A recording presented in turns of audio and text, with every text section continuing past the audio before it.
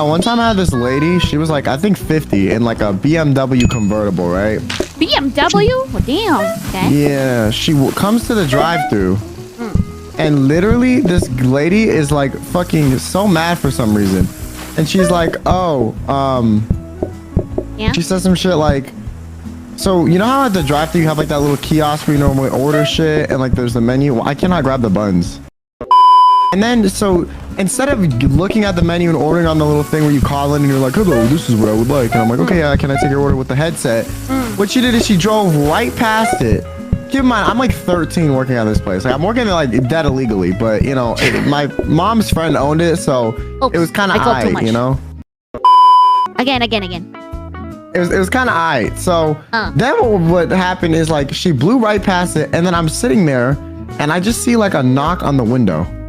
Like I hear a knock on the window, and I'm like, what the fuck, on the drive-thru window? So I go to the window and I open it, and there's this lady there, and she's literally like, hello, and I'm like, hi. Oh my God, I hate that. I hate those. I used to work And she's like, what do you have on the menu? I'm like, the menu was like back there, you know, you drove right past it, and that's where you order to.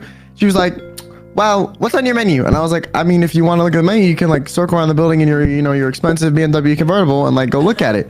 And she was like, you actually said that? No. Well, Okay. I mean, I wish I did. I was like, wait.